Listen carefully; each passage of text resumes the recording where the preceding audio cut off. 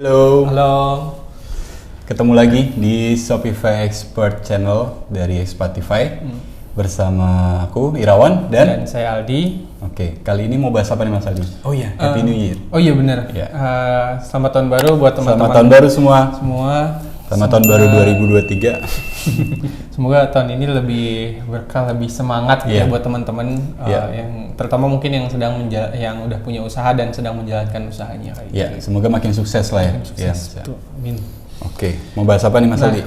Ya kali ini kita mau bahas tentang Shopify app nih Mas Irawan Shopify app. itu. Oke. Namanya Translate and Adapt. Jadi sesuai dengan namanya ya ada Translate. Jadi ini fungsinya untuk translation. Jadi kalau misalnya sebelumnya teman-teman menggunakan aplikasi Translate gitu Yeah. atau app plugin Translate yang lain gitu kayak Longify dan sebagainya. Nah sekarang Shopify udah membuat official untuk Translate gitu ya. Ya, akhirnya ya. Akhirnya setelah sekian lama gitu muncul juga gitu.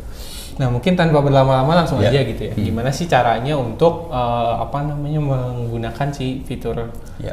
translate-nya itu? Kita sambil share screen nih, nanti kalian bisa tonton langsung di sini.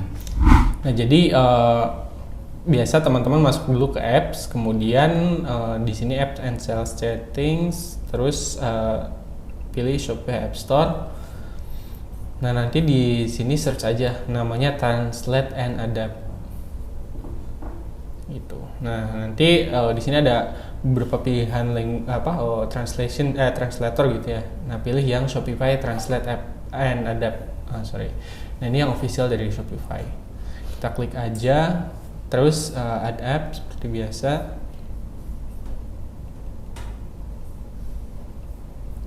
Install.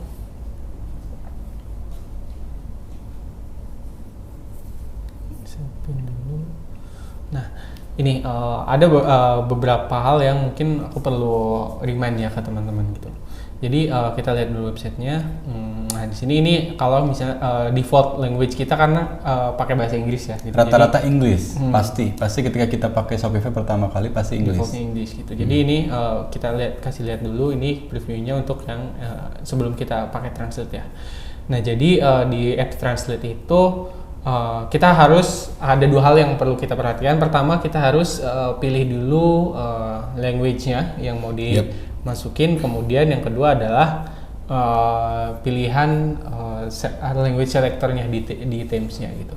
Jadi kalau teman-teman lihat di sini ini ada localized content-nya masih English ya gitu. Dan kalau misalnya tanpa translation app, kalau misalnya kita masuk ke edit salah satu. Nah ini pilihannya English Global atau English Indonesia. Ini karena ngedetek kita di Indonesia kali Mas ya. Store-nya kita udah di set di ininya di Indonesia dulu. Nah jadi selanjutnya yang perlu kita make sure adalah masuk ke settings, kemudian pilih languages, baru di sini ada languages. Nah kalau kalian lihat kan baru satu ya yang ada di situ ya. Jadi ini kalau teman-teman bikin defaultnya bakalan ke English gitu. Add language, terus masukin Indonesia, add, kemudian publish. Nah ini udah di publish nih.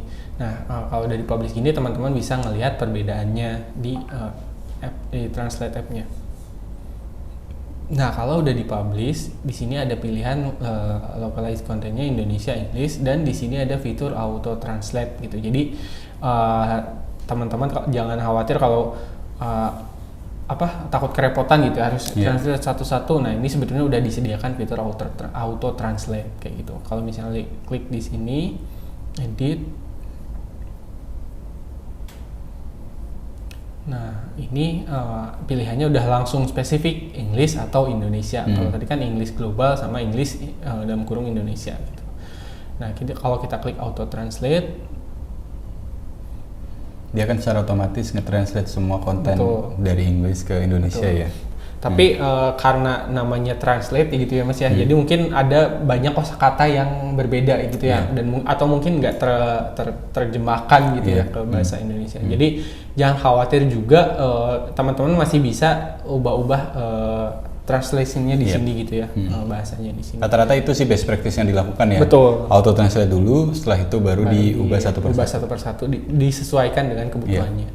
Nah, ini yang pertama kita udah translate language-nya. Yang kedua adalah kita perlu memastikan Pilihan language-nya, language selector-nya itu udah aktif. Sudah aktif di Teams-nya. Jadi biasanya ada di header atau di footer gitu untuk pilihan language-nya. Kalau di ini karena kita pakai times down, jadi di down itu biasanya itu ada di footer ya? Gitu. Dan kita harus aktifkan yang language selector. Yep. Nah gitu. Ini kita save. Oh iya, kalau misalnya teman-teman udah install si app Translate and Adapt ini, di sini juga ada shortcut ya maksudnya. Iya. Untuk localize. Ya, nanti dia akan diarahkan ke apps tadi langsung. App-nya gitu langsung.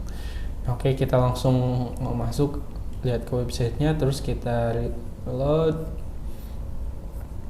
Nah di sini, ini hide dulu, di pilihan language ini udah ada Indonesia.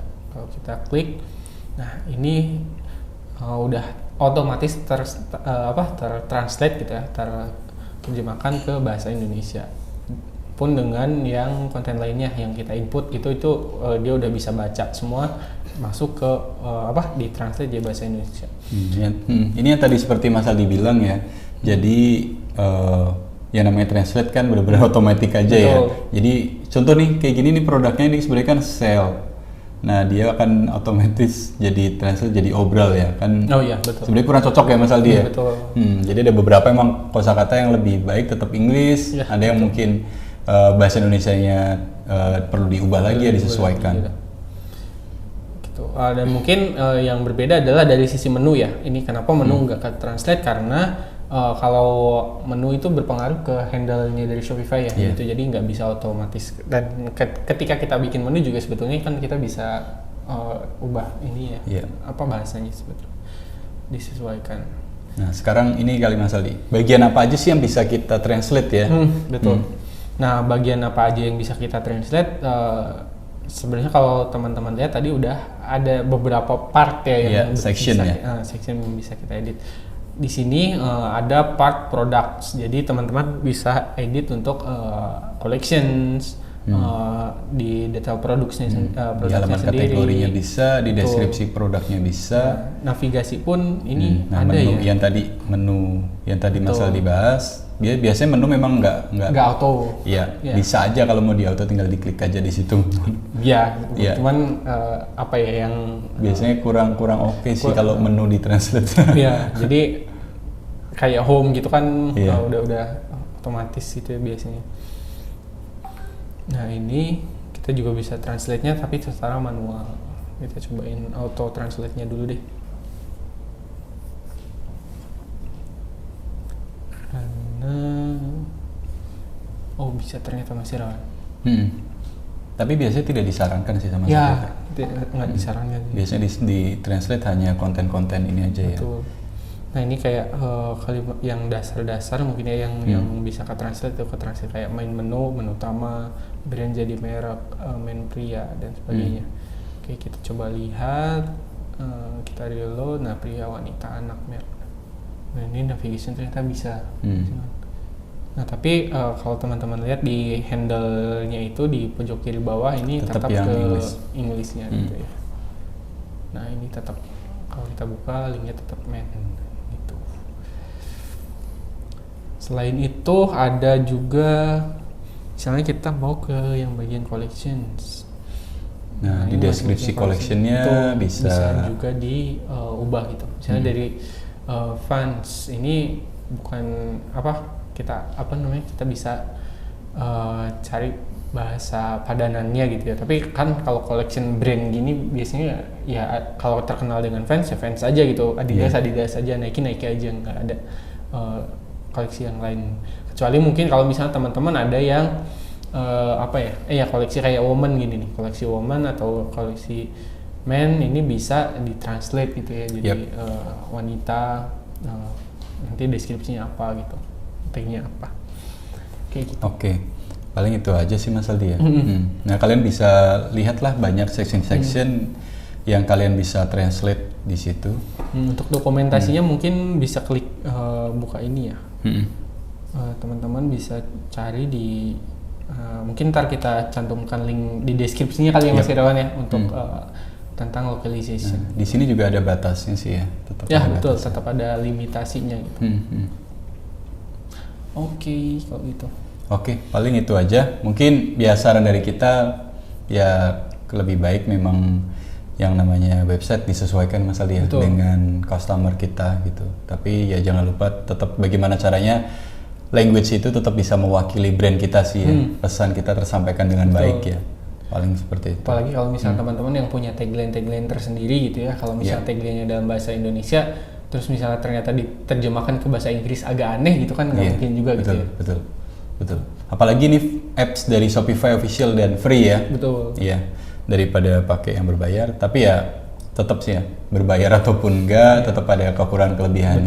Betul. Ya. Oke, ini sebagai alternatif aja, mungkin berguna buat teman-teman yang masih ragu mau pakai pilihan language atau enggak ya. Semoga informasi tadi ya, tips tadi bisa kalian pakai, kalian gunakan di Shopify kalian. Oke. Paling itu aja video hari ini ya. Next kita akan bahas lebih banyak ya Mas Aldi ya. Ya, seperti market ya, terus geolocation dan lain-lain. Mungkin kita akan ada Shopify Talk juga nanti dengan partner-partner kita ya. Oke. Jangan lupa subscribe dan like dan komen. Silakan tanya yang pengen kalian tanyakan terkait video ini. Nanti kita pasti akan jawab secepat mungkin. Oke, sampai ketemu lagi. See you. Dadah.